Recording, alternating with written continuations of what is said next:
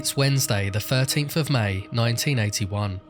Thousands of pilgrims and onlookers are spectating the weekly general audience of Pope John Paul II at St. Peter's Square, Vatican City.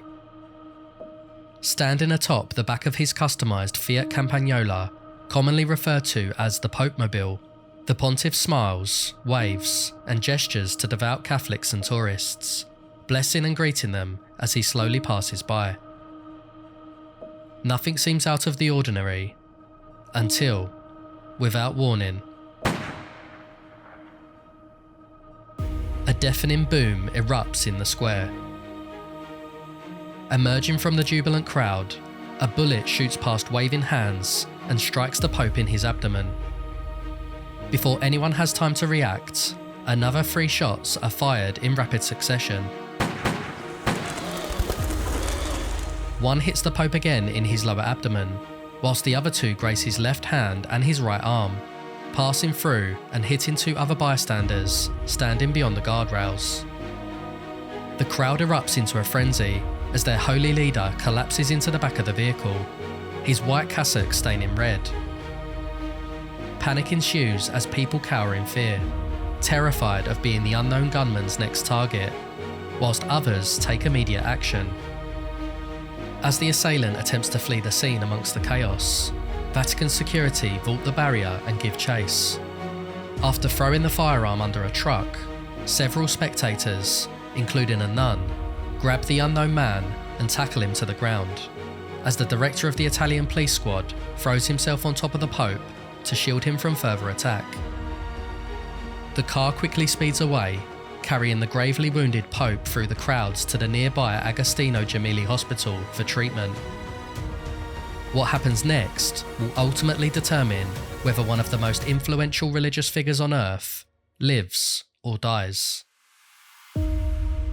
This is the day the Pope was shot.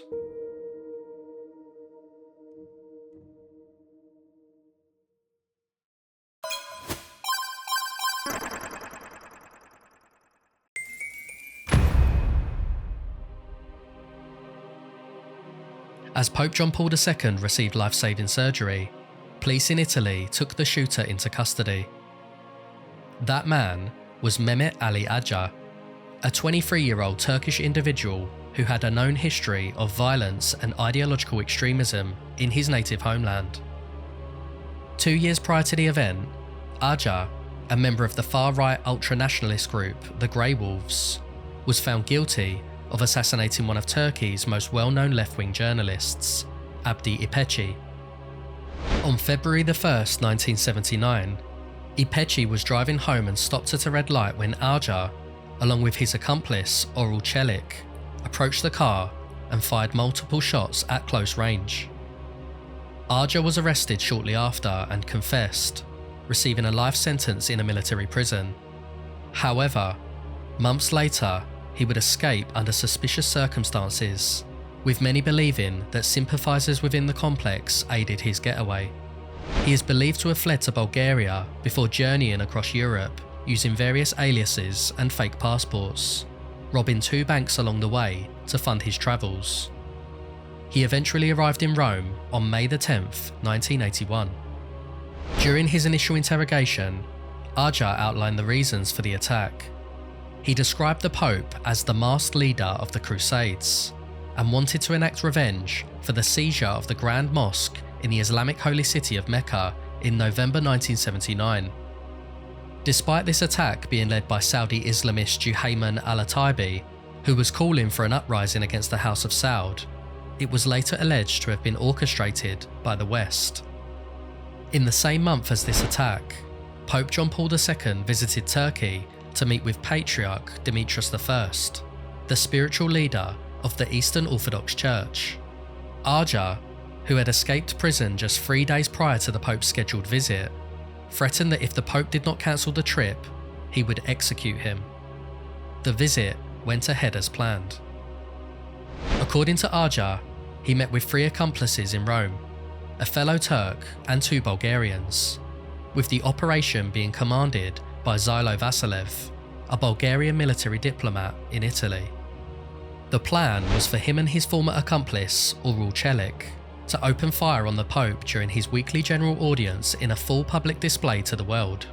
They would then attempt to escape to the Bulgarian embassy under the cover of panic generated by a further explosion in St. Peter's Square.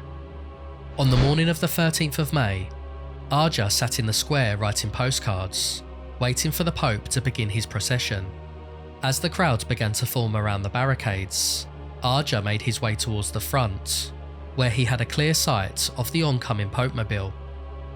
At approximately 5:15 p.m, as the vehicle passed by, Arja pulled out a 9mm Browning high-power semi-automatic pistol, leaned forward and fired multiple shots at the pontiff. At the hospital, surgeons began quickly working on saving Pope John Paul II's life. By the time he had arrived, he had already lost 3/4 of his blood, with his survival entirely in doubt. For over 5 hours, doctors dealt with severe internal bleeding and damage to the small intestine, as desperate crowds hoped and prayed outside the hospital, as well as in churches around the world. On the 6th hour, an announcement was made. The Pope had survived. Had he arrived moments earlier or lost slightly more blood, surgeons claimed he wouldn't have made it. Several days passed before he was eventually discharged, with relief and jubilation celebrated across the globe. Yet, despite the heinous crime inflicted upon him, the Pope's first message since his near-death experience was extraordinary. Rather than express hate or anger against Arja, he instead told his followers, "Pray for my brother, whom I have sincerely forgiven." This one simple act of lenience and tolerance from Pope John Paul II inspired many, cementing him in history as a true advocate of peace and a guiding light in dark times.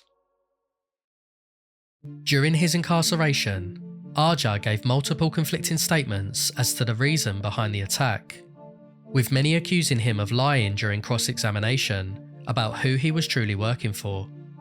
It turned out that even Ural Çelik, his accomplice who had already helped in assassinating Abdi Yapeci in Istanbul, wasn't even present at St. Peter's Square on the day of the shooting.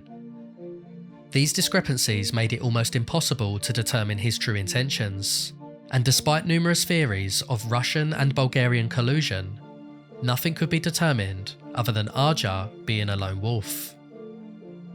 A few years later, after making a full recovery, the Pope visited Arja at Rome's Rebibbia prison, where he was serving a life sentence for the attack.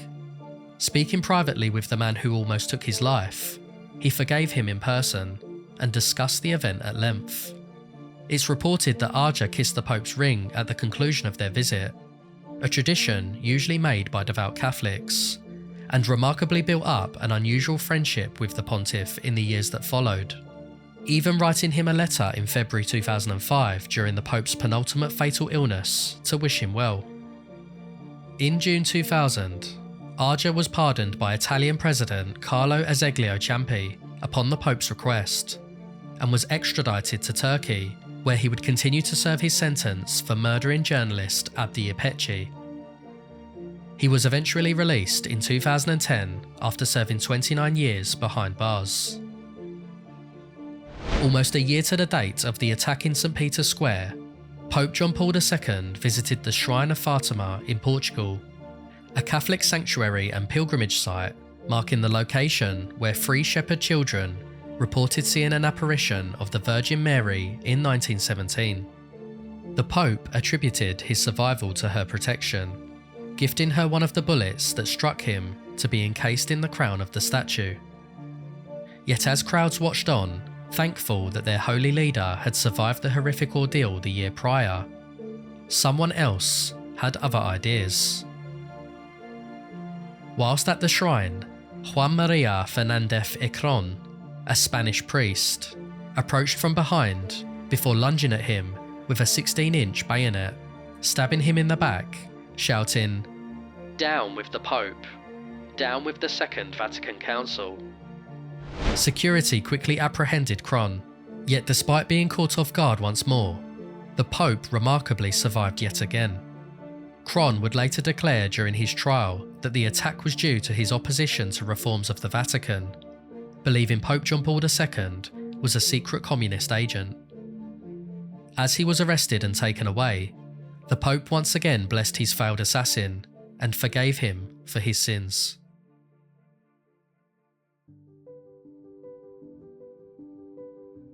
After surviving 2 near-death assassinations in the space of a year, Pope John Paul II would go on to live and serve as the supreme leader of the Roman Catholic Church until 2005, where he would sadly succumb to illness. Millions gathered in Rome and prayed worldwide upon hearing news of his passing, especially in his native Poland, where he was seen as a symbol of national liberation from communism.